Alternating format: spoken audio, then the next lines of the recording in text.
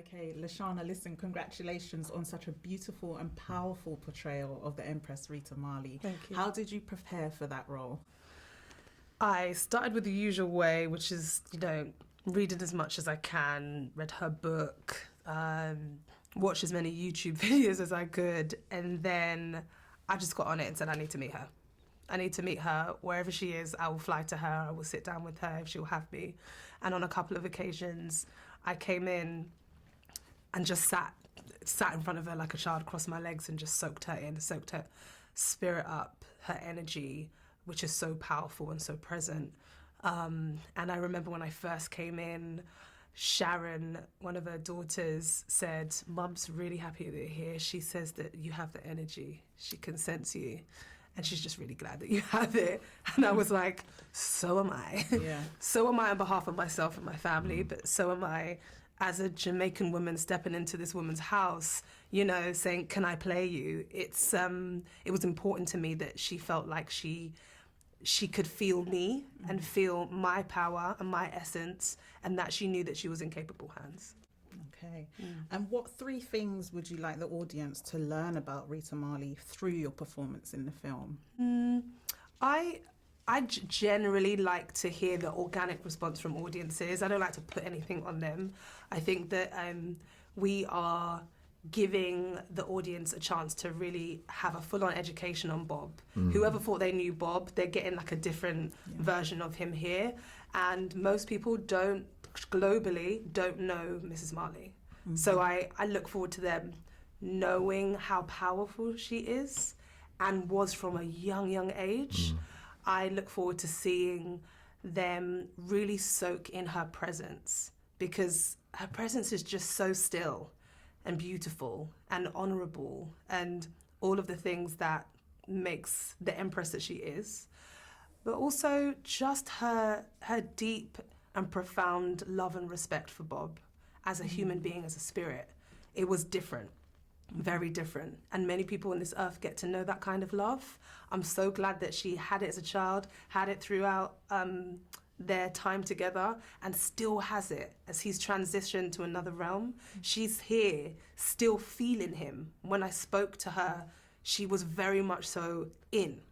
She like lit up with the mention of his name. She giggled with, through memory telling, and I could just feel spiritually he was right there with her all the time. It was just so powerful. So I'm hoping that we just get to feel that she feels him through this character that we're learning.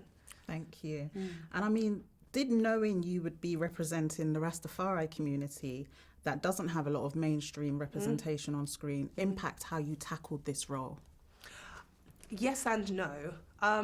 Because I know that there's people around the globe that won't understand it, or know there's misconceptions of it, especially the women in Rastafarianism. I didn't want there to be a kind of stereotypical portrayal of her tapping into her spirituality and how Rastafarianism played a part in her life and her children's life and how she raised her children. I wanted to represent her, but also it was complicated. I wanted to keep it neutral so that people in different cultures could understand it and also adopt it into their own.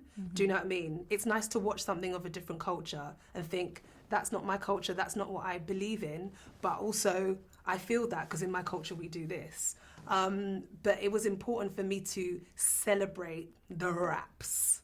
That was one thing. We had Morris Roots doing my hair, my wig and my wraps every single day, and we made that a spiritual experience every single morning. And there was a conversation about having the pre-wraps and just kind of trying to get it on in good time for the sake of the time of the shoot. And we said, no, we need to do them every single day. We need to make sure we have the right material. We need to make sure that the hairline is doing what it needs to do. We're making sure that it is as elevated and as high as possible, so that when she walks through the room, you are seeing an empress as a fact. And I think that's one thing that even if you don't understand Rastafarianism, you're going to feel it. For me, I really wanted to know what you found easy and what you enjoyed the most and what you found difficult. What I found easy was sitting in her energy space, in her heart space. She's very present in that. Upon meeting her, I knew that I couldn't approach it intellectually in any way. I had to throw away the information and just feel her energy. Yeah. So that was easy.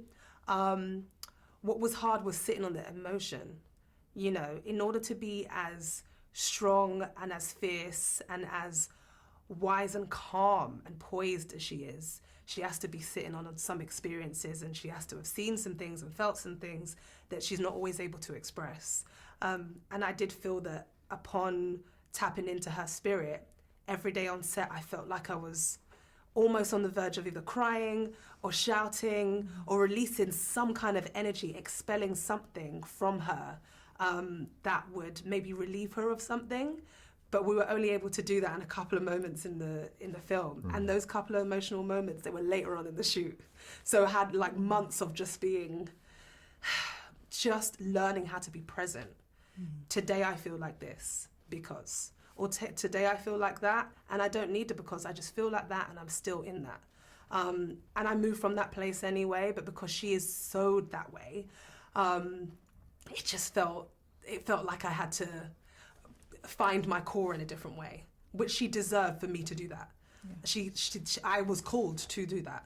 So those were like the most challenging things, and I guess the most fun things were just playing with Kingsley. He's so committed. He is so committed to protecting. We got that from our interview with him. I'm so glad. He protected that man at all costs. He really rooted for him to be a real man, to show his humanity, to show his soul on camera. And I think that, you know, we really wanted to challenge, well, I personally really wanted to challenge audiences that think they know him, you know, for all these years. This is my Bob. This is the Bob that I played at my child's christening or my wedding or my house functions or, you know what I mean? To just throw that away and say, actually, we're learning someone new here. And the someone new is the core of the spirit. Yeah, love you did that. it well. Thank you. Really appreciate you. Thank you. Thank you. Appreciate you. Thank you for your questions. No problem. So lovely. Glad you Blessings. came together.